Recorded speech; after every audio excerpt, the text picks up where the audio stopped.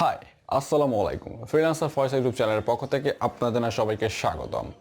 তো আমরা যারা ফ্রিল্যান্সিং করতে যাই, প্রথমত আমাদের ইংলিশের জড়তার কারণে ফ্রিল্যান্সিংয়ে কিন্তু আমরা অনেকটা সাহস করে উঠতে পারি না যে আমরা ফ্রিল্যান্সিং করবো, আমি তো ইংলিশ জানি না।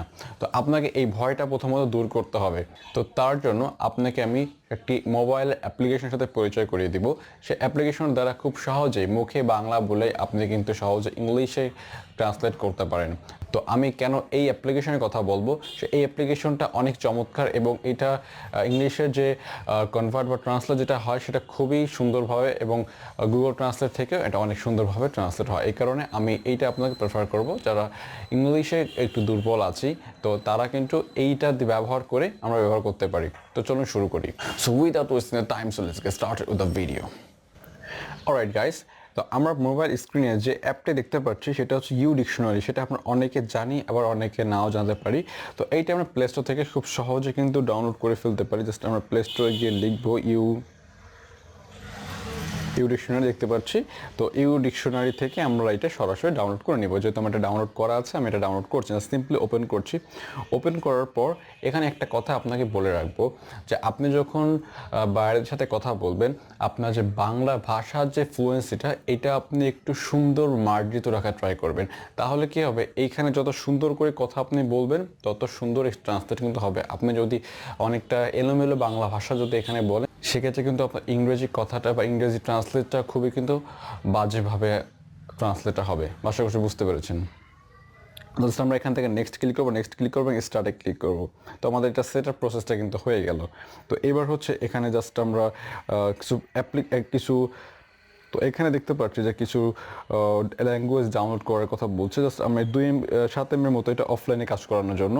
তো এটা ডাউনলোড হয়ে যাবে, যদি আপনি ইন্টারনেট কানেকশন থাকে অটোমেটিক ডাউনলোড হয়ে যাবে। তো তারপর দেখতে পাচ্ছি যে ওপরে ইংলিশ এবং এখানে ট্রান্সলেটর আইকন এবং হচ্ছে এই পাশে হচ্ছে আমাদের আরও একটা ইংলিশ। তো এই ইংলিশটাকে আমরা চেঞ্জ করে এটাকে আমরা বাংলাদেশ করে দিব। তো এখানে বাংলা দেখতে পাচ্ছি, বাংলা, ঠিক আছে।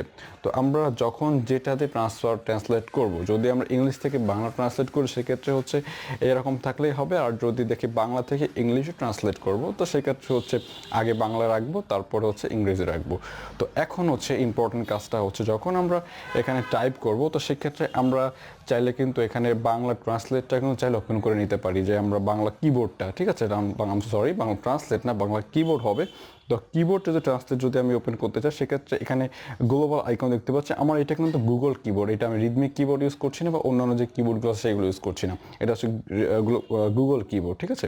তো এটা আমরা গ্লোবাল আইকনে ক্লিক করলে এটা বাংলা যে অপশনটা চলে আসছে।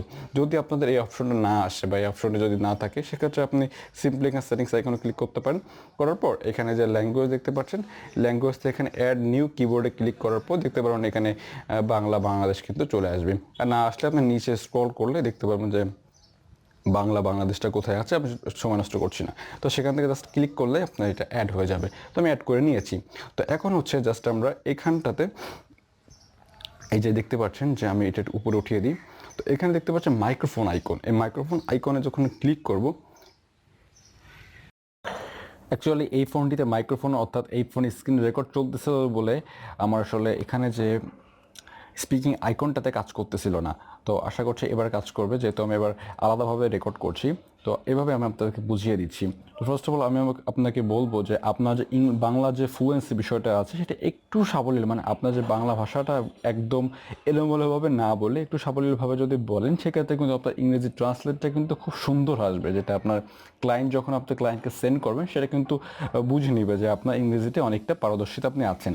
হ্যাঁ, তো এবার যদি আমি আমার ক্লায়েন্টের উদ্দেশ্যে যদি কোনো কথা বলতে চাই, তো সেক্ষেত্রে আমরা জাস্ট এখানে ইন্টার ওয়ার্ড অর সেন্টেন্স যদি এখানে ক্লিক করে এখানে যদি আইকনে ক্লিক করি, স্পিকিং আইকন, তো এখানে ক্লিক করার পর যদি বলি যে আপনার শত ব্যস্ততার মাঝেও আমি আপনাকে মেসেজটি করলাম। তো দেখুন আমাদের এখানে কিন্তু খুব সহজে একটা ট্রান্সলেটই হয়ে গেল যে I sent you the message in the midst of your thousand of engagement. ঠিক আছে, তো এটা কিন্তু আমরা খুব সহজে কিন্তু কপি করতে পারি, এখান থেকে কপি ক্লিক করে দেখতে পাবো সাকসেসফুলি কপিড। তো আমরা কিন্তু এইভাবে যদি ট্রান্সলেটগুলো করি সেক্ষেত্রে কিন্তু আমরা ক্লায়েন্টকে যদি সেন্ড করি, ক্লায়েন্ট কিন্তু বুঝে নেবে যে আপনার ইংরেজিতে অনেকটা ফ্লুয়েন্সি আছে, এবং অনেক ক্লায়েন্ট বলে দেবে যে আপনি তো ইংরেজিতে অনেক এক্সপার্ট আছেন বা ফ্লুয়েন্সিটা অনেক ভালো, এমনটি আপনি পাবেন।